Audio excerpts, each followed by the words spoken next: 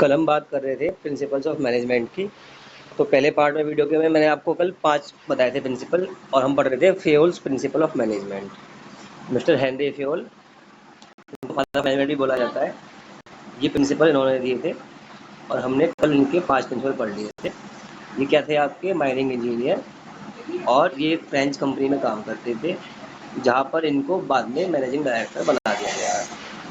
इन्होंने अपने एक्सपीरियंस से एक लॉस मेकिंग कंपनी को प्रॉफिट मेकिंग कंपनी में चेंज कर दिया, और उनके वो एक्सपीरियंस उन्होंने अपनी एक बुक में शेयर किए, उसको हम बोलते हैं प्रिंसिपल ऑफ मैनेजमेंट।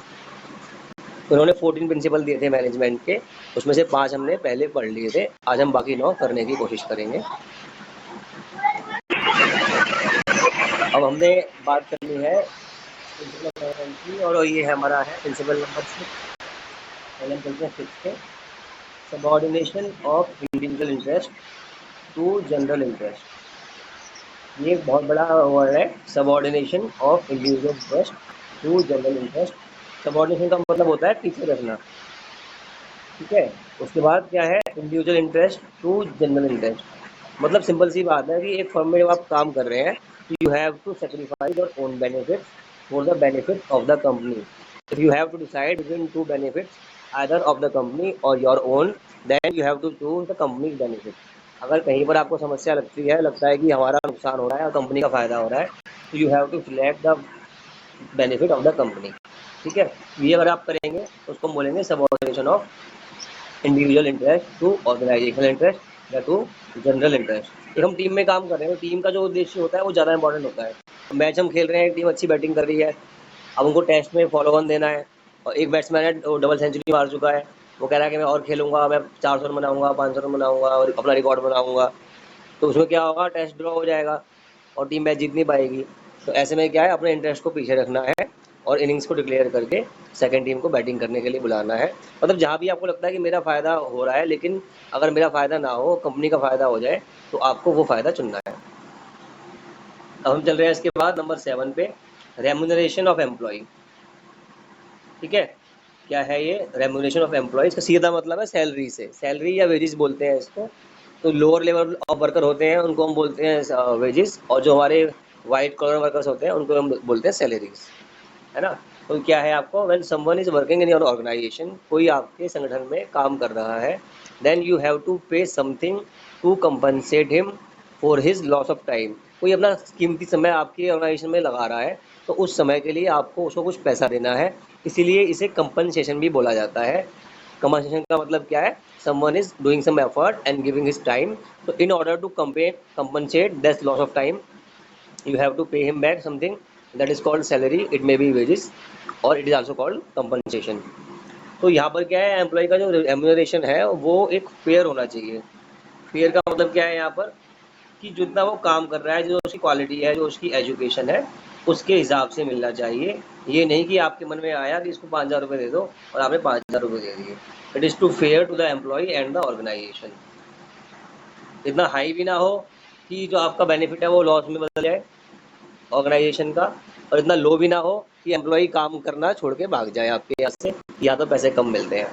तो रेम्यूनरेशन में 2 बातें होनी चाहिए। एक, it should be enough for the person who is working to maintain his standard of living. जो एक काम कर रहा है इंसान आपके यहाँ पर, उसके जो स्टैंडर्ड ऑफ लिविंग है उसको मेंटेन करने के लिए आपको सैलरी देनी है। उसके बाद second thing, it must be fair, मतलब आपको कोई इसके अंदर वो नहीं करनी, पार्शियलिटी नहीं करनी है, इक्विटी होनी चाहिए। ये नहीं कि गर्ल्स को 500 रुपये दे दिए और मैन है तो उसको 1,000 रुपये दे दिए, या उल्टा कर दिया, लड़कियों को 1,000 रुपये दे दिए, मैंस को 500 रुपये दे दिए, या बड़ा आदमी है तो उसको उसी काम के 2,000 दे दिए, और छोटा बच्चा है तो उसके पैसे काट के हमने कम दे दिए। ऐसा नहीं करना। तो रेम्यूनरेशन फेयर होना चाहिए हर टर्म्स के अंदर। फिर है आपका सेंट्रलाइजेशन एंड डिसेंट्रलाइजेशन। ये काफ़ी इंपॉर्टेंट है एग्जाम के लिए भी, सेंट्रलाइजेशन एंड डिसेंट्रलाइजेशन। ये हम ऑर्गेनाइजेशन में पढ़ेंगे, वहाँ भी काम आएगा।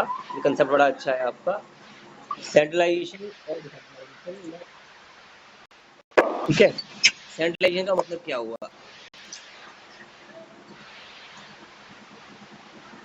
Centralisation means when someone is able to perform his task and he believes that only he can do it at the best of his ability. कोई काम है, किसी को लगता है कि मैं ही इसे अच्छा कर सकता हूँ, किसी और को मैं नहीं देना चाहता है इसको। खाना बनाने में मम्मी कहते हैं नहीं मैं बनाऊंगी तो रोटी बनाएगी तो जल जाएंगी, ये तो नमक ज़्यादा डाल देती है। तो ऐसा कोई एक्टिविटी जो आपको लगता है कि आप उसको बेस्ट कर सकते हो और आप उसको डिवाइड या उसको आप किसी को अलॉट नहीं करना चाहते, आप बोलते हैं मैं ही करूँगा, मुझे ही बेस्ट करना है, तो उसको हम बोलते हैं सेंट्रलाइजेशन। ठीक है, एक इसका फॉर्म ये भी है। जैसे हम बात करते हैं घर में डिसीजन कौन लेता है, किसकी चलती है, तो मैक्सिमम फैमिली में फादर की या फिर मदर की चलती है। जो उन्होंने बोल दिया वो माना जाता है, वो रूल बन जाता है आपका। मतलब पावर जो है आपके होम के अंदर वो सेंट्रलाइज कर रही है या तो फादर पे या मदर पे। कुछ फैमिली ऐसी भी होती है जहाँ पर क्या बच्चों को फ्रीडम दे रखी है कि आपकी चॉइस है क्या पढ़ना है, आपकी चॉइस है कौन सा कॉलेज में एडमिशन करना है, आपकी चॉइस है क्या करना है, खाना खुद से खाना है बना के या मैं बनाऊंगी या बाहर से खाना है। जहाँ पर ऐसा कर दिया जाता है उसको बोलते हैं डिसेंट्रलाइजेशन। ठीक है, उसका मतलब क्या है कि आपने पावर्स को डिस्ट्रीब्यूट कर दिया। जैसे मुझे खाना बनाना था, मैंने बोला किसी को कि तुम आटा मार दो, किसी को मैंने बोला तुम सब्जी काट दो, किसी को मैंने बोला तुम रोटी सेक दो, और बाद में किसी को बोला सर्व कर दो। तो काम को डिसेंट्रलाइज कर दिया मैंने। तो होप आपको समझ में आया होगा सेंट्रलाइजेशन क्या होता है और डिसेंट्रलाइजेशन क्या होता है। अब बात करते हैं कि इनका मीनिंग तो है। अब ये कहना क्या चाहता है इसमें फ्यूल, फ्यूल आपसे ये कहना चाहता है कि decision making should not be at centralise. जो सेंट्रलाइजेशन है वो डिसीजन मेकिंग का ज़्यादा नहीं होना चाहिए, है ना। ये बात कर रहा है centralisation means concentration of decision making in few hands at top level. जो मैंने बताया घर में आपके पापा मम्मी वो करते हैं, और इसका मतलब क्या बताया है इसने कि distribution of power at every level of management. बच्चों को भी डिसीजन दे दिया लेने का। अब उसने क्या बोला, जो मेन बात वो उसने बोला आपसे कि इट शुड बी बैलेंस्ड। ये जो बात है ये ध्यान रखनी है। उसके बाद क्या ध्यान रखना है, no organisation can be completely centralise और डिसेंट्रलाइज। यानी कि कंप्लीट सेंट्रलाइजेशन और कंप्लीट डिसेंट्रलाइजेशन पॉसिबल नहीं है। मतलब आप खुद सोच के देखो कि you are doing a business. आपने बोला मेरे अंडर में 20 लोग काम करेंगे, और आपने क्या बोला सारे काम तो मैं ही करूँगा, उसको बोलेंगे सेंट्रलाइजेशन। क्योंकि सारे काम मैं बेस्ट कर सकता हूँ तो मैं किसी को क्यों बांटूँ। तो बाकी जो 20 एम्प्लॉय होंगे वो सैलरी फ्री में लेंगे बैठ के, बोलेंगे बॉस तो बड़ा अच्छा है, सारे काम तो खुद ही करता है, मजे आ गए, सारे डिसीजन खुद लेता है, तो बस अपना बैठो खाओ आओ जाओ, ऐसा होगा। और इसका उल्टा डिसेंट्रलाइजेशन में क्या होगा, आपको 20 लोगों को हायर किया और आपने उसको बोल दिया, बॉस ने बोल दिया कि भैया सारा काम खुद से करो, मुझे नहीं पता क्या करना है। उस केस में क्या होगा, जो आपके सबऑर्डिनेट्स हैं, जो एम्प्लॉई हैं, वो फ़ायदा उठाना शुरू कर देंगे। बॉस को तो कुछ आता ही नहीं है, एक काम करो कुछ प्रॉफिट कमाओ घर ले जाओ, ऑफिस का सामान उठाओ चुराओ घर ले जाओ, या फिर ऐसे डिसीजन लो जिससे कि हमारा अपना फ़ायदा हो और कंपनी डूब जाए उससे, है ना।